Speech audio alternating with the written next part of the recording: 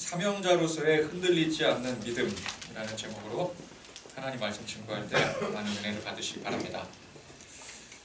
우리 복음의 역사에 있어서 바울만큼 커다란 족적을 남긴 사람도 없을 것입니다.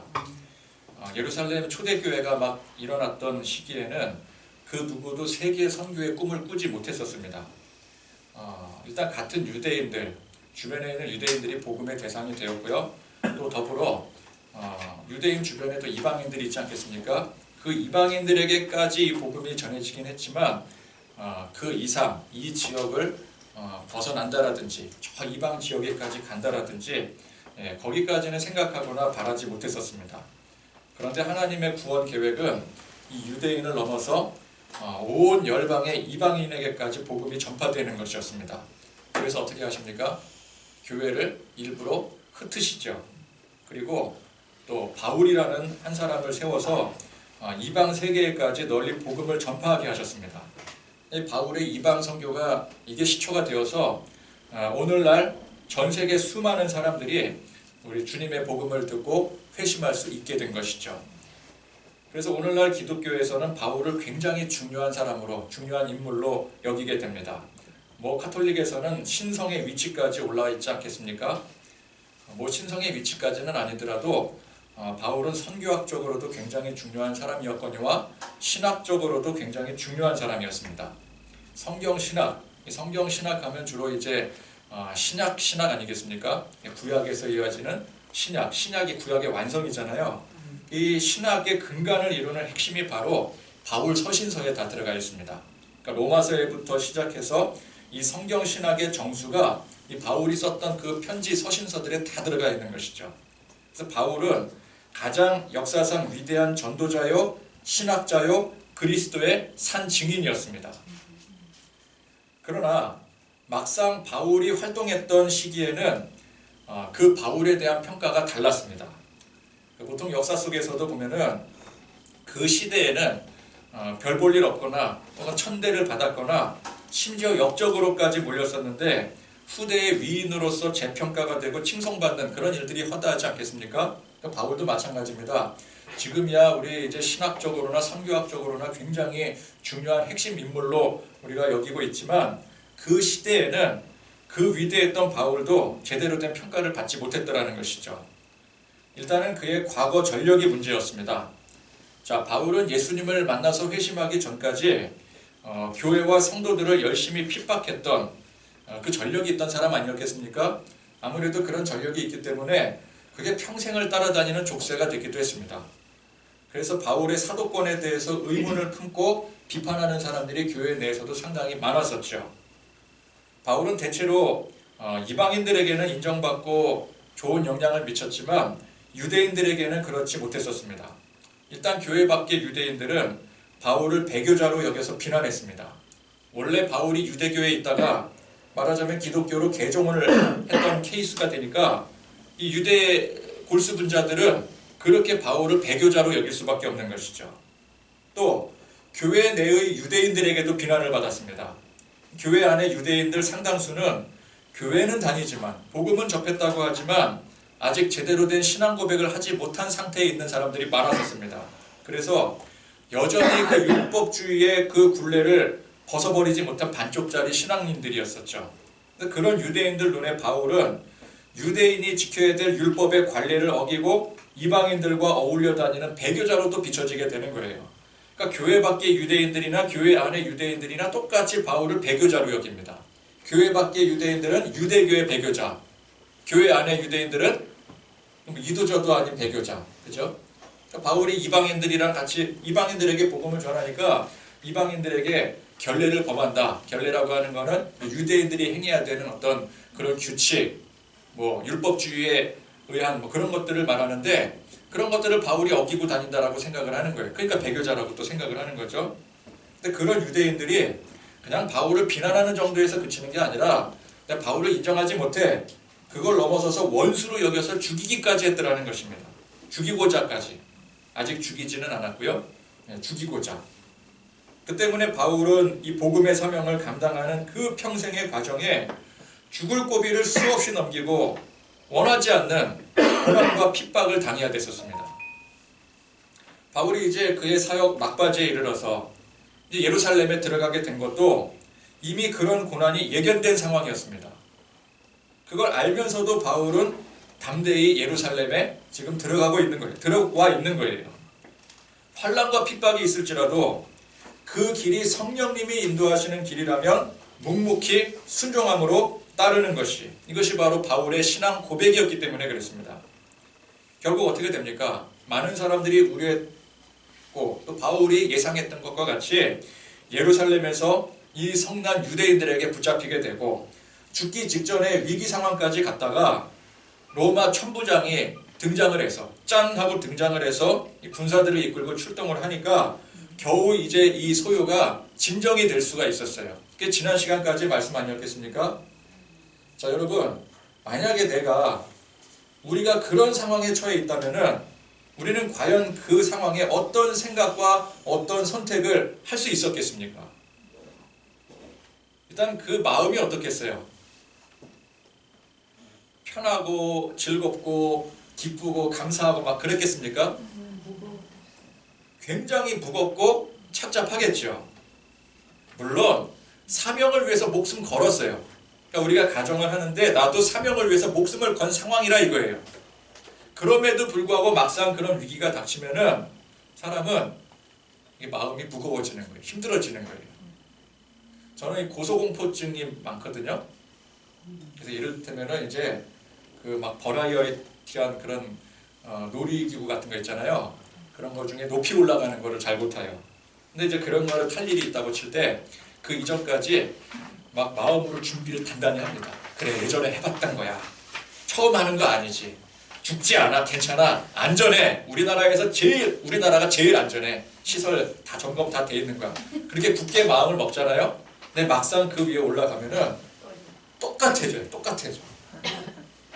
오금이 저려요. 내려가고 싶어요. 근데 그런 것 아니겠습니까? 아무리 마음으로 다짐을 하고 무장을 했어도 막상 그 상황이 되면은 무서운 건 마찬가지인 거예요. 두렵고 떨리는 거죠. 사람인지라. 자, 그렇게 죽기 딱 좋은 날에 극적으로 천부장이 나타나지 않았겠습니까? 천부장이 나타나지 않았으면 영락없이 죽은 거예요. 그죠? 여러분, 그 수많은 군중들이 때리기 시작하는데 100명이 한 대씩만 때려도 100대를 맞는 거예요. 그죠? 그럼 사람이 죽죠. 그런데 극적으로 천부장이 나타나서 이제 구원을 받게 된 그 상황에서 자, 우리 같으면 어떻게 해야 되겠습니까? 천부장이 나타났어요. 그럼 누구나 이 상황에서 야, 일단 살고 봐야 되겠다. 살 수 있겠구나. 그런 생각하지 않겠습니까? 저 천부장이 어떤 사람이 뭐로 보여요? 하나님이 나를 건져주려고 보내신 천사로 보이게 되는 거죠. 그래서 이 상황을 지금 벗어나는 게 그게 우선이 됩니다. 그래야 그 다음에 뭐 이제 이후에 어떻게 또 사명을 감당할 것인지 또 여기 말고 다른 곳으로 가야 되는지 그 뭐 생각하고 계획이라도 할 것 아니겠습니까? 그러니 지금 상황에서 천부장에게 할 말은 뭐겠어요? 천부장 이게 뭔 일이야? 하고 군사들을 이끌고 나타나는데 여러분 같으면 천부장에게 뭐라고 말하겠습니까? 잘 생각이 안 나십니까? 여러분 위기 상황에 그렇게 아무 말도 못하면 큰일 납니다. 살려주세요. 무조건 살려달라 그래야죠. 아니면 나 죽여주세요 그러겠습니까? 내버려 두시지 뭐하러 오셨어요? 그렇게 얘기하겠습니까? 나 뭐 생명 걸 거 각오하고 왔는데 왜 또 나타나가지고 살려주려고 하십니까? 그럴 사람 있겠어요 여기서? 나 아무 죄도 없으니까 살려달라고. 지금 여기서 빨리 건져달라고. 나 증명해달라고. 그 억울함을 호소하고 법적 보호를 받으려고 할 거예요. 그죠? 천부장은 법적 보호를 해줄 수 있는 사람이잖아요. 자, 바울은 얼마든지 법의 보호를 받을 수 있었습니다. 왜? 그가 로마 시민권자이기 때문에 그래요. 로마 시대에는 로마 시민에 한해서 이 권리 보호가 굉장히 잘 되어 있었습니다. 로마는 로마 시민에 한해서는 철저한 복지국가였어요. 로마 시민을 어떤 법적 근거 없이 아무 데서나 잡을 수 없고 린치도 가할 수 없고요. 체포할 수가 없어요. 법적 보호 조치로 바울은 얼마든지 이 상황을 타개할 수 있었습니다. 그러나 다만 그건 천부장이 나타났을 때 이야기죠. 천부장이고 뭐고 없으면 뭐 아무리 로마 시민권 가지고 있는들 사람들이 뭐 그거 무시하고 때리는데 어떻게 뭐 그걸 견뎌낼 재간이 있겠어요. 천부장이 나타나니까 이 로마 시민으로서의 법적 조치를 받을 수 있는 상황이 되는 거예요. 자, 그런데 보니까 바울은 그런 상황에서 자신의 어떤 법적 보호 권리를 주장하지 않았더라는 것입니다.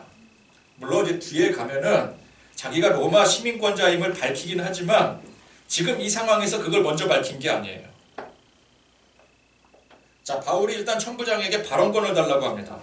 근데 이 발언권이라는 게 나 억울하니까 구해달라고, 근데 그런 발언을 한 게 아니었어요. 자, 그는 그런 상황에서 지금 자신을 향해 죽이려고 이를 갈고 있는 유대인들에게 할 말을 하기를 원했습니다. 그래서 1절에 보니까 뭐라고 말하고 있는가 보니까 부형들아, 내가 지금 여러분 앞에서 변명하는 말을 들으라. 일단 이렇게 시작을 하죠. 여기서 변명하는 말이, 우리 보통 변명은 이제 위기를 모면하는 말을 변명이라고 생각하잖아요. 근데 그런 변명이 아닙니다. 내가 왜 이렇게 목숨을까지 걸고 복음을 전하는 이 사명을 감당하게 되었는지, 내가 왜 유대를 넘어서 저 이방 지역에까지 가서 당신들의 그 모함까지 사가면서 이방인들에게까지 복음을 전해야 되는지, 이 복음 사역에 대한 그 전말을 말하고 싶은 거예요. 그걸 이제 성경이 변명이라고 표현을 한 거죠. 그러니까 즉 바울은 변명을 통해서 이 위기를 벗어나려고 하는 게 아니라 자기를 죽이려고 하는 원수들에게 복음의 사명의 당위성을 설명하고자 한 거예요. 자, 여러분 생각해 보세요. 상대가 원수예요. 나를 죽이려고 하는 사람들이 원수예요. 그죠? 아닙니까? 오늘 저만 좀 이상하고 여기 분들은 다 위대하신 것 같아요. 나만 좀 이렇게 막 위기 때 막 벌벌 떨고 막 원수를 생각하고 그러는데 여기 계신 분들 하나도 안 그런데, 네. 저만 그래요, 사실은. 어쨌건 간에 일반적으로 볼 때 여기 지금 있는 사람들, 아니 여러분들 말고 바울 그 죽이려고 동료들은 그 유대인들이 바울의 원수들이잖아요.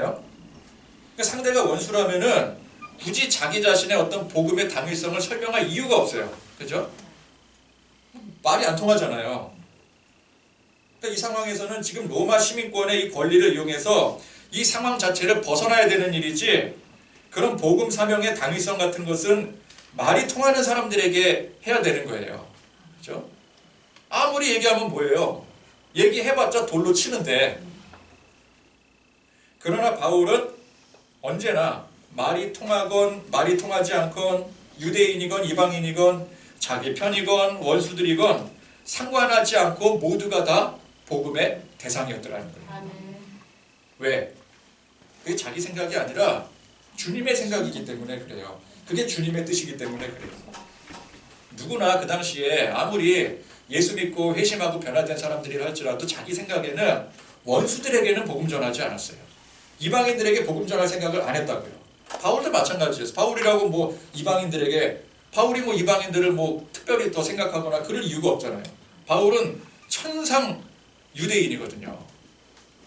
그런데 왜 바울이 이방인들에게 복음을 전했을까요? 자기 생각이 아니었어요. 예수님이 그렇게 시키니까 하는 거예요. 예수님의 마음이니까 하는 거라고요. 바울이 자신의 사도권을 강조하거나 예수님을 만나서 회심한 그 과거 일들을 말하는 이유는 그것을 어떤 위기를 모면하기 위해서가 아니라 복음을 위해서인 거예요. 나 같은 사람에게 임하신 예수님의 그 크신 은혜를 여기 계신 여러분들도 다 알아야 됩니다. 나 같은 사람도 변화시킨 예수님께서 여러분들도 분명히 변화시키실 것입니다. 그런 의미로 바울은 이 얘기를 지금 이 상황에서 이 군중들에게, 성난 군중들에게 하고 싶었던 거예요. 그들이 뭐 깨닫든 깨닫지 않든 간에 그건 상관이 없어요. 나는 내가 정말 중요한 이 복음의 이 메시지를 이 사람들에게 전해야 되는 거예요. 우리도 그렇지 않습니까? 전도할 때나 혹은 이제 어떤 대상에게 복음 전할 때 어떤 얘기들 하세요, 주로? 그냥 뭐 교회 오면 좋아요, 뭐 그런 얘기만 가지고는 깊이 대화를 할 수가 없잖아요. 근데 보통 이제 깊이 대화를 한다 할 때 내 과거 이야기하지 않습니까? 그죠? 그게 제일 편하잖아요. 내가 변화됐던 이야기, 내가 예수님 만났던 이야기. 그럼 그 얘기를 하는 이유가 뭐예요? 자랑하기 위함입니까? 아니죠. 나 같은 사람도 예수님이 만나주셨더라. 나 같은 사람도 이렇게 변화돼 예수 믿으니까 당신도 예수 믿어야 된다. 복음 때문에 그 얘기하는 거잖아요. 그죠? 전도하기 위해서 그 얘기를 하는 거라고. 자기 과거를 오픈을 하는 거예요. 바울도 마찬가지입니다. 그래서 바울은 자기를 죽이려고 덤벼들던 그 원수들을 향해서 그들을 원망하고 저주하는 게 아니라 그들도 똑같이 복음을 듣고 주 안에서 구원받아야 될 대상으로 알고 그래서 자기의 과거에 예수님 만났던 이야기를 하는 거예요. 지금 이렇게 극적으로 겨우 목숨을 부지한 그 상황에서 말이에요. 여러분 이것이 참된 그리스도인의 모습인 것입니다. 바울만 그랬습니까? 스데반 집사님도 그랬었죠. 스데반 집사님도 죽기 직전까지 원망하지 않잖아요. 자기를 향해서 돌을 던지는 사람들을 원망하지 않잖아요. 수많은 순교자들이 그랬어요. 순교자들은 어떤 사람을 순교자라고 합니까? 복음을 위해서 희생하고 죽어간 사람들 순교자라 그러잖아요. 근데 순교자들이 보면은 죽는 그 순간까지도 자기를 죽이는 사람들 원망하거나 저주하지 않았어요. 원망하거나 저주하면 그건 순교자가 아니죠. 그죠? 그냥 죽은 사람이죠. 그러나 순교자들은 원망하지 않아요. 오히려 그 영혼들을 하나님 앞에 기도해요. 이 사람들도 나중에는 예수 믿게 해달라고. 그게 순교자예요. 예수님께서 십자가의 그 모진 고통을 감수하시면서도 저들이 지금 몰라서 그러는 거라고. 여러분 이미 이 십자가를 예수님께서 지시는 이유가 세상 죄에 빠진 원수들을 위해서 희생하신 거예요. 이게 희생 아니겠습니까? 여러분 우리가 살다 보면은 뭐 정말 상종하기 싫은 사람, 또 내 돈 떼먹고 잠적한 원수, 세상 원수 중에서 내 돈 떼먹은 원수가 또 어디 있겠습니까? 그죠? 또 나를 이유 없이 미워하고 핍박하는 대상, 그런 사람들을 우리도 같이 미워하고 원수 지는 게 아니라 그럼에도 불구하고 그들을 용서하고 마음으로 품고 위해서 희생할 줄 아는 게 그게 그리스도인의 참된 모습인 것입니다. 우리가 예수님 닮아간다고 하는데 우리가 뭐 어떤 면에서 예수님을 닮아가겠어요? 예수님이 뭐 대단한 업적을 그런 거 우리가 닮아가는 게 아니잖아요. 그건 예수님의 능력이지 우리의 능력이 아니잖아요. 우리가 예수님을 닮아가는 건 예수님의 그 십자가의 희생의 그 헌신의 길을 닮아가는 거예요. 교회가 규모가 커지게 되면은 서로 마음이나 성향이 맞는 사람들끼리 뭉치게 되어 있어요. 우리야 뭐 지금 가족 같은 분위기니까 전체가 다 가족이니까 마음이 맞고 그러는 거 아니겠습니까? 근데 규모가 커지다 보면은 그룹별로 이렇게 따로따로 움직이게 돼요. 자연스럽게. 그러면은 이제 마음이 성향이 맞는 사람들끼리 움직이게 되죠. 그게 심해지면은 맞지 않는 사람들이나 그 무리가 서로 배척을 하게 돼요. 여러분 그런 거 이제 과거에 교회에서 많이 경험해 보셨잖아요. 저도 이제 교회 사역들 많이 다니면서 참 안타까운 게 교회마다 그런 그룹들이 있어요. 그런 무리들이 있어요. 그럼 그 무리들이 자기들끼리 이렇게 좋아서 교제하고 그러는 거는 좋은데 다른 무리를 막 배척을 하는 거예요. 또는 다른 사람을 배척을 하거나 신앙의 색깔이 다르다고 해서 비난하고 정죄하고 그러다가 분열이 되는 거예요. 여러분 마음이 잘 맞는 사람들끼리 가족과 같은 분위기 속에서 아름답게 사는 거 그거 쉬운 일입니다. 서로 사랑하세요. 서로 위로하세요. 서로 희생하세요. 이게요. 어떤 면에서는 쉽고 어떤 면에서는 어려워요. 어떤 면에서는 쉽습니까? 여러분 내 가족, 사랑하는 내 가족, 내 자녀들에게 그러는 거 쉬워요? 어려워요? 그건 쉽죠. 그러나 원수를 용납하고 원수와 함께하는 거 쉬운 일입니까? 어려운 일입니까? 이건 어려운 일이죠. 못할 일이죠. 똑같은 일인데 그 대상이 누구냐에 따라서 그게 쉬운 일이 될 수 있고 어려운 일이 될 수가 있는 거예요. 여러분 우리 교회가 가족과 같은 교회라고 하지만 언제까지 우리가 가족과 같은 사람만 대하고 살겠습니까? 때로는 마음이 맞지 않고 생각이 다르고 환경이 달라서 그것 때문에 서로 오해하기도 하고 상처를 주고받기도 하지만 그럼에도 불구하고 우리는 주 안에서 서로를 이해하고 용납하고 사랑하는 그런 공동체를 이루어야 되는 거예요. 아멘. 내가 마음이 잘 맞는 사람끼리 그 공동체를 이루는 것은 어렵지 않아요. 그러나 마음이 맞지 않는 대상을 향해서 그 아름다운 공동체를 이루어가는 건 결코 쉬운 일이 아닌 것이죠. 그래서 이건 그냥 저절로 되는 게 아닙니다. 내가 희생을 해야 되는 거예요. 우리가 희생을 해야 되는 거예요. 바울은 자신의 목숨을 잃을 뻔한 위기 속에서도 희생했어요. 여러분 누가 나를 해코지합니다. 누가 나를 시험 들게 해요. 그러나 그게 죽을 정도까지는 아니잖아요. 근데 바울은 죽을 정도까지 간 거예요.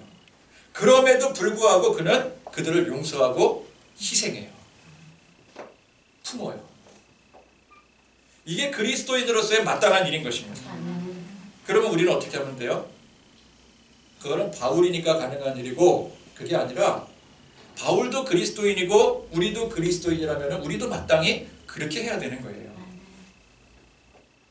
자, 그래서 이제 오늘 말씀에 바울이 자신의 원수들에게 내가 예수님을 만나서 이렇게까지 이제 사명자가 된 이유, 그 과정을 설명하는 내용을 또 바울이 쭉 얘기한 대로 우리가 또 자세히 살펴보도록 하겠습니다.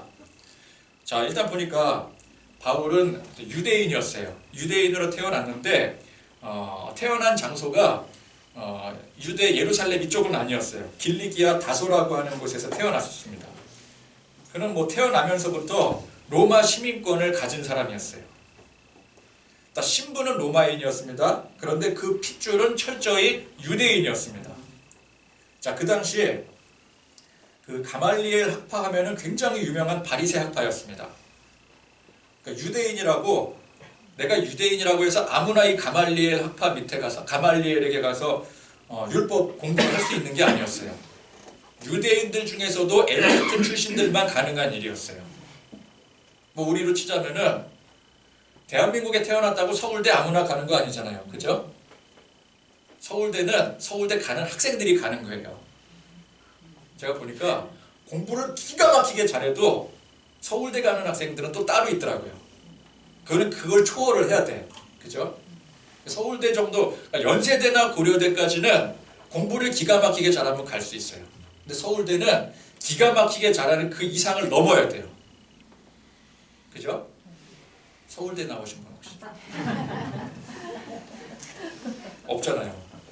그러니까 우리 주변에 서울대 나온 사람 보기 힘들어요. 그러니까 그 당시에 가말리엘 학파도 물론 이게 맞는 비유인지는 모르겠지만 대충 이제 그렇게 생각을 하시면 돼요. 가말리엘 학파다 그러면은 엘리트, 유대인들 중에서도 엘리트 출신. 그러니까 가말리엘 밑에서 율법을 배웠다 그러면은 유대인 중에 유대인이요.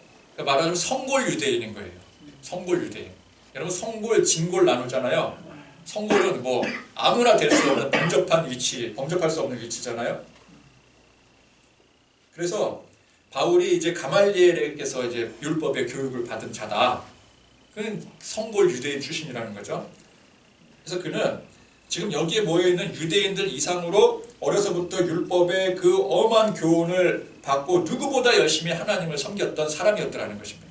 자기 과거를 얘기를 해요. 내가 당신들보다 더 골수 유대인이라고.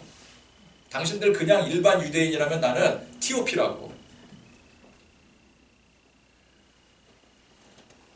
지금 여기 모여있는 유대인들 이상으로 예수 믿는 도를 박해하여 사람을 죽이기까지 하고 남녀를 결박하여 옥에 넘겼습니다.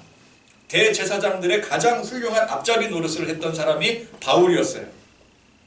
자, 그날이 언제요? 역사적인 그날. 아니, 다메섹에 간 그날. 예수님을 만났던 그날. 자, 이 바울이 오늘 얘기하는 이 얘기의 핵심은 내가 예수님을 만난 이야기예요. 자, 그날이 언제요? 다메섹 도상에서 예수님을 만난 그날.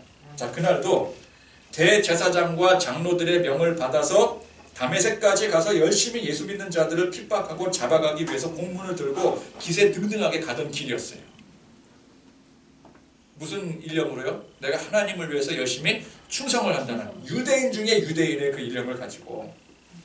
그런데 그 가는 길에 갑자기 하늘로부터 큰 빛이 자신을 둘러 비치며 그 놀라운 광경에 저절로 땅에 엎드려져 위에서부터 들리는 말로 형언할 수 없는 그 소리가 들려오니 사울아 사울아 내가 왜 나를 박해하느냐. 자, 사울이 누구예요? 바울의 이전 이름이죠. 말로 설명할 수도 없고 감히 함구할 수 없는 그 소리에 저절로 엎드려지게 됩니다. 그래서 외쳐요. 주님 누구십니까? 주님 누구십니까? 벌벌 떨며 물으니 뭐라고 말씀을 하세요? 나는 내가 박해하는 나사렛 예수라. 자, 이 놀라운 광경은 그곳에 있는 사람들 중에서 이 바울 한 사람만 뚜렷하게 경험했던 광경이에요. 다른 사람들은 그 강렬한 빛만 봤을 뿐 누구도 그 음성을 듣지 못했습니다. 자, 그렇게 어려서부터 골수 유대인으로서 철저한 교육을 받아서 자기가 하는 일이, 지금까지 내가 해왔던 이 일이 하나님을 위한 일이라 믿어 의심치 않고 충성을 다한다고 나사렛 예수를 핍박했지만 그 현장에서 들려오는 그 음성을 그는 결코 부정할 수가 없었습니다. 여러분, 이것이 주님의 강권적인 역사하심입니다. 복음의 핍박자, 원수라 할지라도 우리 주님께서 작정하시고 그를 만나시고 고쳐놓으시겠다 하시면 단숨에 그를 완전히 바꿔놓으시는 거예요. 바울이 어떤 사람이었다고요? 그는 복음의 핍박자였어요. 예수님의 원수였어요. 그런데 그 예수님의 원수를 그 한순간에 예수님은 완전히 바꿔버려요. 그래서 우리가 예수님을 만나는 것을 불가항력적 은혜라고 합니다. 가항력적인 은혜가 아니라 불가항력. 내 힘으로 어떻게 할 수 없는 거예요. 내가 예수님을 만나고 싶어서 만나는 게 아닙니다. 내가 교회에 나오고 싶어서 내가 선택해서 교회를 나오고 예수님을 믿는 게 아니에요. 아멘. 우리는 죄악된 세상에 죄악된 관념에 젖어서 절대 내 의지를 가지고 예수님을 선택할 수가 없어요. 오직 우리 예수님께서 나를 선택하셔야 됩니다. 그게 전적 은혜예요. 전적이고 불가항력적인 은혜는 무조건적인 특징을 갖습니다. 주님께서 나를 선택하시는 과정에 내 의사를 물으시거나 어떤 내 상황과 환경을 고려해서 결정하지 않으세요. 자, 지금부터 내가 너를 지명하여 부를 텐데 너 어떻게 할래? 따라갈래 말래? 묻지 않으세요. 그냥 따라오라고 말씀하세요. 묻고 따지지도 않고 그냥 와! 그러세요. 안 오면 어떻게 돼요? 때려서라도 그냥 담수로 목을 쳐서라도 감히 이 자식이 그러면서 끌고 가시는 거예요. 여러분, 여기 계신 분들 중에서 그렇게 끌려오신 분들 덜어 있으시죠? 내가 예수 믿고 싶어서 믿은 게 아니라 내가 어떻게 하다 보니까 내가 이렇게 예수를 믿게 되었을까? 그죠? 과거 간증들 들어보면은요, 우리 나중에 이제 사랑방하면 간증 한번 해보세요. 어떻게 예수 믿게 됐습니까? 그럼 어떤 사람은 내가 죽어도 안 믿으려고 그랬었는데 그냥 막 사업 망하게 하시고 막 병을 막 있는 대로 막 쏟아 부어주시고 그래서 내가 어쩔 수 없이 주님 앞에 항복하겠습니다. 내가 믿겠습니다. 믿으면 되잖아요. 그래가지고 예수 믿게 된 사람 분명히 있을 거라고요. 그렇죠? 내가 택하고 싶어서 택하는 게 아니에요. 그냥 주님께서 때가 되었다고 생각하실 때에 내 생각이나 내 뜻이나 환경에 관계없이 택하시는 거예요. 자, 그리고 중요한 건 뭐예요? 그렇게 택하신 예수님의 선택에 대해서 그 책임을 누가 지셔요? 선택은 내가 했는데 책임은 니네들이 지거라, 그게 아니라 책임까지 예수님께서 끝까지 지고 가시는 거예요. 어떤 상황에서도 예수님의 택함을 받고 부름받은 우리가 끊어지지 않도록 이끌어 가십니다. 이끄는 거를 뭐라 그러죠? 자동차가 다른 자동차를 끄는 걸 뭐라 그래요? 견인이라 그러죠. 그래서 이것을 구원의 여정이라는 우리 구원의 여정에 대해서 배웠었잖아요. 여기 신학 용어로 성도의 견인이라고 하죠. 성령님께서, 우리 주님께서 끝까지 끌고 가시는 거예요. 로마서 8장 39절에 높음이나 깊음이나 다른 어떤 피조물이라도 우리를 우리 주 그리스도 예수 안에 있는 하나님의 사랑에서 끊을 수 없으리라. 이거는 성령님께서 직접 끌고 가시기 때문에 그 누구도 끊을 수가 없는 거예요. 우리 주님께서 불가항력적인 그 상황에서 우리를 택하신 것처럼 이 끊는 것도 우리가 마음대로 못해요. 택하신 것도 우리가 마음대로 택한 게 아니고 우리가 주님을 택한 게 아니고 주님이 그냥 무작정 택하신 것처럼 끝까지 끌고 가시는 것도 주님께서 끌고 가시는 거예요. 그러니까 바울은 이 특별한 만남을 통해서 그의 인생이 완전히 송두리째 바뀌게 됩니다. 어려서부터 배워왔던 그 율법주의로 인해서 그걸로 예수님을 핍박하고 그것이 하나님을 위해서 마땅히 해야 될 사명이라고 생각했던 그 모든 자신의 과거를 철저히 회개합니다. 잘못 살았구나. 잘못 생각했구나. 잘못된 열정으로 내 젊음을 아무 의미 없이 불태웠구나. 나는 알고 보니까 하나님의 원수로 살았구나. 이와 같이 우리가 예수님을 만나 새 사람이 되므로 과거의 죄에 속했던 속사람이 완전히 변화되어 새 사람이 된 것입니다. 아멘. 죄인에서 의인으로 완전한 신분의 변화를 이룬 거예요. 아멘. 자, 그럼 우리 여러분들 각자 언제 그렇게 확실하게 변화되었습니까? 이것은 정확히 알 수도 있고 모를 수도 있는 거예요. 바울 같은 경우는 다메섹 도상에서 너무나도 분명한 그 예수님의 음성을 듣고 완전히 변화되었기에 그날 그때를 잊을래야 잊을 수가 없을 거예요. 그죠? 시간까지 기억할걸요? 근데 바울처럼 그런 뚜렷한 경험을 한 사람은 내가 정확히 예수님을 만나서 회심하고 변화된 그 날을 기억할 수가 있어요. 그러나 예수님의 만남은 항상 그런 뚜렷한 사건을 동반하는 것이 아닙니다. 누구에게는 그런 사건을 통해서 예수님이 만나주시기도 하지만 그게 누구에게나 똑같이 그렇게 적용되는 것은 아니에요. 사실은 대부분의 많은 사람들은 주님께서 부르시고 또 성령님을 보내셔서 날마다 터치하시고 또 깊이 관계하시면서 서서히 알게 하십니다. 서서히 주님을 알게 하셔요. 근데 그런 사람은 신앙생활 하면서 나도 모르게 서서히 주님을 만나게 되는 거예요. 그리고 언제부터인지 정확히 모르지만 지금 현재 내가 완전히 변하여 하나님의 자녀가 되고 구원의 백성이 되었다라는 이 고백을 할 수가 있게 되는 것입니다. 그런 사람은 예를 들어서 자, 언제 예수님 믿고 변화됐습니까? 라고 물으면 대답할 수 있을까요? 정확한 대답할 수 있습니까? 못하겠죠? 나는 지금 분명히 변화된 건 맞는데 그게 정확히 어느 날 몇 시 몇 분에 그런 사건이 벌어졌는지 나도 잘 모르는 거예요. 왜? 성령님께서 신앙의 과정을 통해서 서서히 변화시켰기 때문에. 우리 좀 대부분 그렇지 않습니까? 내가 처음 예수 믿었다고 해서 예수 믿은 즉시 믿음이 생긴 게 아니잖아요. 그죠? 처음에는 예수 믿는다고 교회 다닌다고 했지만 그냥 뭐 맹탕 교회만 다녔지 뭐 그냥 뭐 열심히는 한다고 했는데 뭐가 열심인지도 모르고 그냥 뭐 하라니까 하고 기도하라니까 기도하고 주일날 나오라니까 주일날 나오고 안 나오니까 목사님이 전화해서 또 할 수 없이 나오고 그러다 보니까 또 말씀을 듣기 시작하고 말씀이 또 깨닫기 시작하고 뭐 아멘 아멘 하다 보니까 어느 순간에서 보니까 내가 예수님 앞에 내가 구원받았구나. 내 죄가 사해지고 용서받고 내가 하나님의 자녀가 되었구나. 이 고백을 하게 된 케이스라고 한다면 그 고백 정확히 언제 하셨습니까? 물을 때 대답할 수가 없는 거예요. 그죠? 오히려 그런 질문이 이상한 거죠. 아니 어떻게 그런 질문을 할 수가 있어? 성령님의 은혜를 내가 어떻게 설명을 해? 그렇게 생각하면 언제 예수님 만나고 언제 변화됐습니까? 그 질문 자체가 이상한 거예요. 자, 내가 언제 정확히 변하여 새 사람이 되었는가? 이거는 오직 주님만이 아시는 거예요. 중요한 건 뭐예요? 지금 내가 현재 어떤 믿음, 어떤 신앙 고백을 하고 있느냐 이게 중요한 것입니다. 내 과거가 어땠건 지금 현재 나는 예수님을 믿음으로 죄사함 받고 하나님의 자녀 되었음을 고백하는 게 중요한 거예요. 바울이 과거가 어땠건 바울의 과거가 어땠어요? 복음의 원수였잖아요.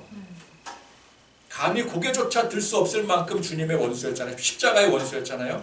근데 그 과거가 어땠건 간에 지금 현재 바울은 어떤 사람이에요?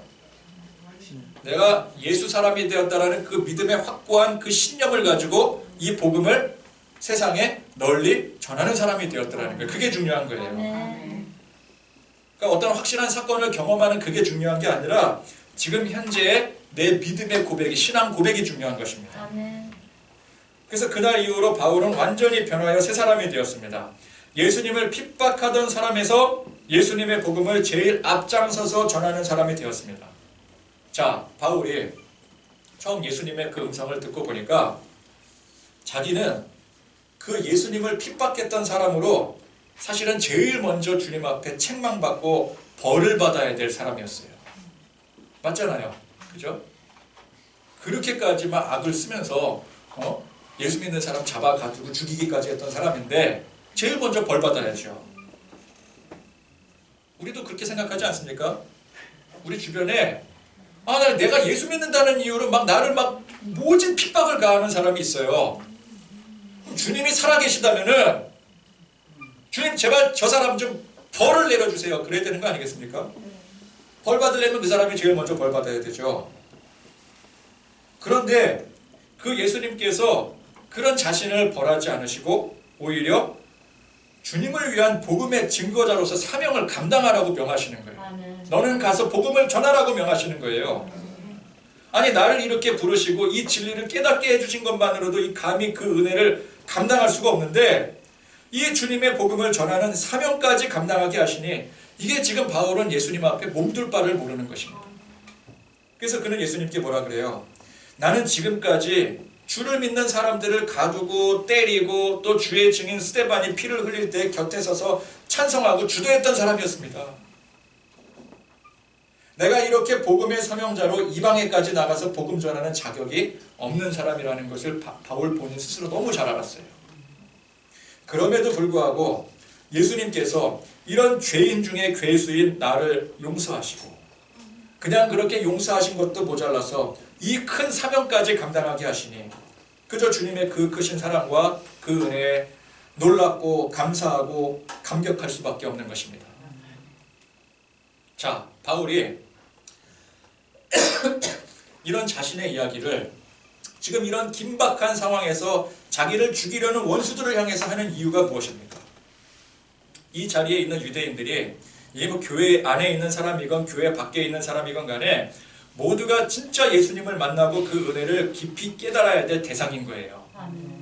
지금 이 사람들이 안타깝게도 진리를 몰라서 진리를 알면은 지금 이 사람들이 이렇게 하겠어요? 진리를 모르니까 그러는 거잖아요. 진리를 몰라서 열심히 이렇게 핍박하는 일이 그게 본인들은 자신들은 이게 하나님을 위한 일이라고 혹은 예수님을 위한 일이라고 착각을 하고 그렇게 열심히 지금 돌을 들고 죽이려고 하는 이 모습이 바로 누구의 모습이었어요? 이게 과거의 내 모습이었더라는 것이죠. 그러면 그런 나를 용서하시고 변화시키신 예수님께서 지금 저들에게도 동일한 은혜를 베풀어 주시고자 하는 그 바람, 그 마음으로 그렇게 그들을 향해서 자신을 죽이려고 덤벼드는 그 원수들을 향해서 자기 간증을 하고 있는 것입니다. 나 같은 죄인에게도 예수님께서 한없는 은혜를 베풀어 주셨는데 여기에 모인 여러분들에게도 동일한 은혜가 임할 것을 믿고 소망하는 거예요. 이는 결코 바울이 지금 이 위기 상황에서 벗어나기 위해서 자신을 변호하는 모습이 아닌 것입니다. 그러니까 바울은 끝까지 복음의 사명자예요. 그건 자기를 죽이려고 했던 원수들에게도 예외가 아니었어요. 비록 바울의 말을 이 군중들이 도중에 끊고 죽여야 된다 고래고래 소리칠 정도로 바울의 이 마음이 전혀 이 군중들에게는 먹히지 않게 되었지만 그래도 바울은 그걸 알면서도 주님의 마음으로 용서의 마음으로 사명자의 굳건한 자세로 오늘 이 말을 담대히 전한 것입니다. 자, 이 바울 정말 멋지지 않습니까? 훌륭하지 않습니까? 우리가 이런 바울의 모습을 정말 훌륭한 사도였구나, 정말 멋진 분이구나, 리스펙, 칭찬만 할 게 아니라 우리도 이런 삶을 살아야 된다는 거예요. 말씀의 교훈이 무엇입니까? 그냥 그 당시에 그 사람을 칭찬하고 위대한 사람이었다 칭송하고 그걸로 끝내는 게 아니라 이게 내 모습이 돼야 되는구나. 이게 바로 성도의 모습이구나. 그게 말씀의 진정한 교훈 아니겠습니까? 바울이나 우리나 똑같이 예수 믿는 사람들입니다. 그러면 바울의 이 모습이 진정한 예수 믿는 사람의 모습이라면 그걸 우리가 알았다면 나도 그렇게 살아야 되는 거예요. 이게 내 모습이 돼야 되는 거예요. 반면교사를 삼아야 되는 거예요. 어떻게 하면 우리도 바울과 같은 이 생명의 위협 속에서 나 자신을 죽이려고 하는 원수들을 향해 저렇게도 당당하게 복음을 전할 수 있을까? 우리 그거 고민을 해야 됩니다. 그러기 위해서는 어떻게 해야 돼요? 먼저 이 바울이 얘기했던 것처럼 확실한 신앙 고백이 있어야 돼요.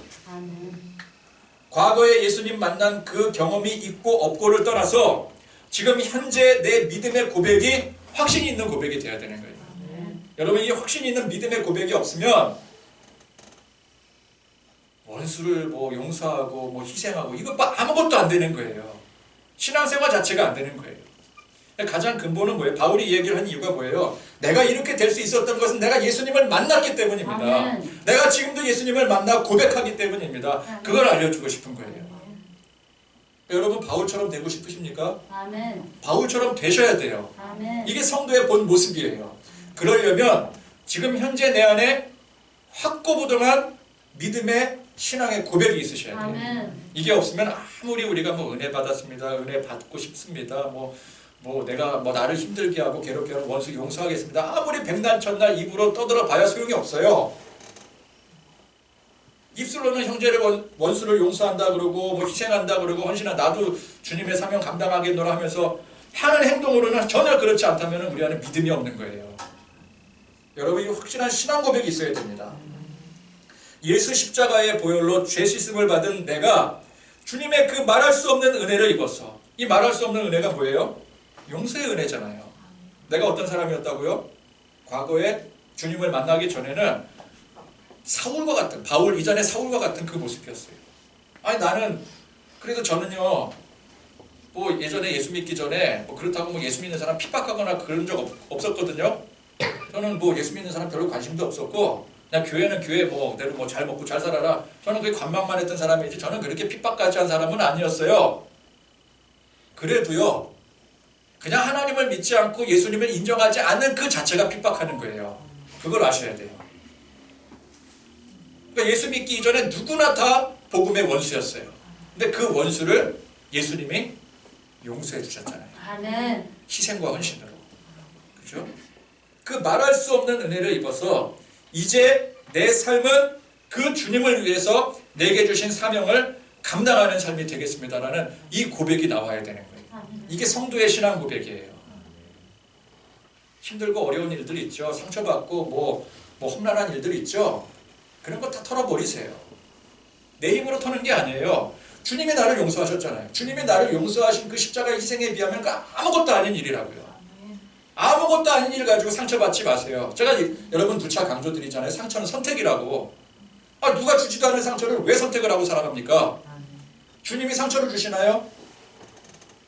여러분, 주님이 상처를 주시는 분이십니까? 상처를 가져가시는 분이십니까? 상처를 가져가시는 분이시잖아요. 아멘. 근데 왜 내가 상처를 받아요? 세상에 제일 어리석은 사람이 예수 믿으면서 상처받는 사람이에요. 남을 비난하고 헐뜯고. 우리 주님은 그런 나를 용서해 주셨다고요. 아멘. 십자가의 피를 흘리셨다고요. 아멘. 그 주님의 십자가의 피를 바라보면서 왜 그렇게 살지 못해요? 바울만 그렇게 사는 사람이 아니에요. 역사적으로 순교자들만 그렇게 사는 사람이 아니라고요. 그게 내 삶의 모습이 되어야 돼요. 이 신앙 고백을 가지고 우리가 예수 믿고 교회 다녀야 되는 거예요. 내가 뭐라고 원수를 용서하고 그를 위해 희생하고 헌신하겠습니까? 내 안에 계신 예수님께서 나를 변화시키시기 때문에 가능한 일인 거예요. 아멘. 내가 하려고 하면 안 돼요. 그래서 내 안에 예수님을 항상 고백하셔야 돼요. 그래서 예수님이니까 가능한 일이에요. 예수님이니까 하시는 일이에요. 이것이 주님의 진정한 능력임을 믿으시기 바랍니다. 아멘. 믿음 아래 여러분 사랑하시고 용서하시고 희생하시고 진정한 사명 감당하시는 그런 저와 여러분들이 되실 수 있기를 간절히 축원드립니다. 아멘.